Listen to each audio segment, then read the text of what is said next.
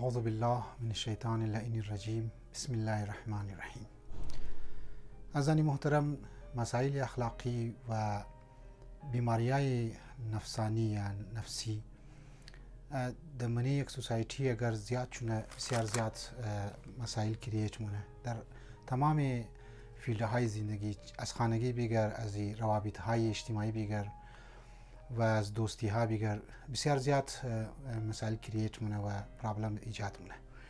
لذا باید طرف مسائل اخلاقی باید توجه بدی و علمای اخلاق طرف اخلاق بسیار زیاد توجه میده. حتی در منی قوم که وقتی مو درس میخوانی به شدت بعضی نگرانی ازی است که فقط تعلیم حاصل نکنی، باید طرف نفس خود توجه بدی، طرف مسائل اخلاقی که است توجه بدی که بسیار زیاد ضروری است و اگر طرف مسائل اخلاقی توجه ندادی و اخلاق خود را رست نکدی در تمام جهت نمیتونه انسان طرف کمال که است سفر کنه. برحال مو زندگی از مو مقصد چی کلانترین مقصد می است، بلکه آخرین مقصد میه که مو کمال الهی برسی که خدا که است صحیح معنی مو ملاقات که است کنی.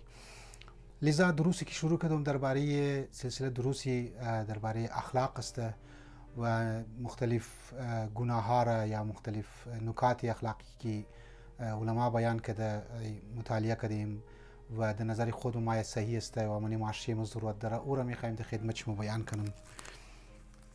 یکی از بیماری های نفسانی ایه که اگر من یک سوسایتی انسان ها اگر در چغلخوری مبتلا شونه باز از خود اثرات منفی در من سوسایتی که استمین دسته. شما تو که نزانی من دو نکته را باید طرف مسائل اخلاقی باید متوجه کنیم. یکی که اگر انسان در گناه مبتلا شد، ما بارها در خدمت عزیزان گفتم، او یکی آخرت چی خراب میشه، قبر قیامت چی کسته خراب میشه و دزو کمال الهی کسته نمیرسه. لیکن سات چی گناه اثرات منفی از خود در منی یک سوسایتی که است دمزی دنیا میندازه، هم برای ازو کسی که گناه کرده میندازه، هم برای ازو کسی که مطلب بریشی بر علیه ازو کسته گو کار در انجام میشه، یعنی حسد مونه یا چغلخوری میشه. لذا درباره چغلخوری که دمنی روایات و منی آیات یک آیه قرآن هم است چغلخوری را که است گناه کبیره گفته. چغلخوری چیه؟ خراب کردن روابط دوستانه دو نفر را یا دو فیملی را یا دو زنشوی را. یک گبر پیش دیگه گب که است بردو، یعنی یک گب یزیره پیش ازو که است بردو، این میگه چغلخوری. لذا چغلخوری ما بین دو افراد که است فاصله ایجاد مونه، ما بین دو افراد هم رابطه شرکت است خراب که است مونه.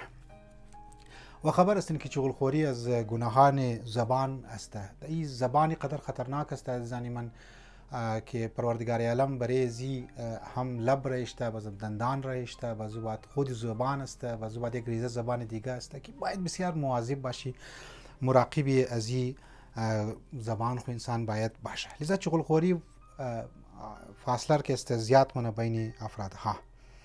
اگر در روایات تو کنی چغلخور انسان را گفته که از جنت بالکل محروم است، از بهشت محروم است، یعنی جایگاه ازی در منی جهنم است، جایگاه ازی منی بهشت دیگه نیست، جایگاه ازی منی جنت دیگه نیست مگر ای که بار توبه کنه و حق از اون نفر که خورده یا او گبر که رسنده و اردو رو دوباره اشتی کراو کنه و از اون اردو معافی بخواهد تب جا که خداوند متعال شیر شاید ببخشه. یکی از عذابهای قبر که عواملش زیاد است، ریزن عذاب قبر زیاد است. یکی از عذابهای قبر که انسان در منی قبر بعد از اینکه موره مردم میله شیره، او یکی عذاب قبر نصیبی افرادهای چغلخور است. یکی از عامل و ریزن عذاب قبر چغلخوری است. و در منی روایتی هم ده که چغلخور انسان نشانی منافقین است، یعنی منی کسانی که در نفاق مبتلا باشه، چی نفاق عملی باشه چی نفاق اعتقادی باشه، یکی از نشانیاش است که چغلخور است. لذا انسانی که چغلخوری کنه بس بفهمه که ما منافق هستم و در نفاق است مبتلا مشنم. باز چغلخورها باید بدانه که دعای از نه هیچ وقت مستجاب نمیشه. بعضی اوقات انسان میگرنه که بعضی هم ما دعای ما قبول نمیشه، فلان ما چقدر خود از خدا خواستم، خدا خودش گفته بود اونی استجیب لکم، لیکن دعایش که است قبول نمیشه. به خاطر از اینکه انسان طرف از خود توجه بده آیا واقعا یک گبر در برای گبر دیگه کس نرسنده، دو نفر دوستی چرخ جدا نکرد، یعنی منش فاصله ایجاد نکرده، دو نفر ما بین دشمنی خو از گبها کست نندخته، تازه ممکنه که بعض از گبار غلط کست ببرده و لبه. لذا باید توجه کست کنی طرف ازی رذیله اخلاقی. علت چغل خوری را گفته حسد است، دروغ است و نفاق است. همونطور که گفتم انسانی که در حسد مبتلا شد چغل خور میشه، انسانی که دروغگوی بود چغل خور میشه. یاد چون باشه یک گناه که گناه دیگر رابطه داره. اگر انسان در چغل خوری مبتلا بود ممکنه که از خاطر حسد باشه، از خاطر دروغگویی باشه. دروغ اگر مبتلا بود ممکن است خاطر یک گناه دیگه که مبتلا باشه. لذا پروردگار عالم مو واقعا دستای مور بگیره که چغل خور خانه ها را تباه مونه، روابط زن شوهر ها را تباه مونه، ممکنه زن شوهر مسئله د طلاق است برسه. چیکار کنی که در فرد چغل خور مو باید چیکار کنی؟ ای دویمنه استیبی گمز مسته ایه که هر کسی که پیش تو مات و چغل خوری که گبر رسند گیر تو باید کسته او از خود دور کنی. یک فوراً باید از خود دور کنی. رابطه خود کسته باید کسته کزو قطع کنی و کچ کنی. یک. دو گواهش واقعا تصدیق نکو. یک کسی که گبر گیر تو میره فوراً گبش تصدیق کسته نکو. سیمنا ای که نهی عن المنکر کن و ای کاری منکر است، ای کاری بد است اور بگی که ای کار انجام ندی. باز چار اگر چغل خور آمد گبار رسند گیرستو گمانی بد پیدا نکنه از خاطر گواهی ازی. ای بسیار ضروریه.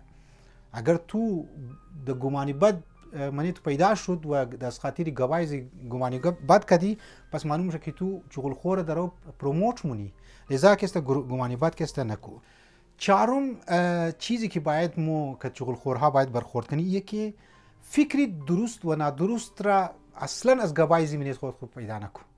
اصلا توجه فکر کو منی نکو که وای گب راست مگه یا دروغ مگه درو.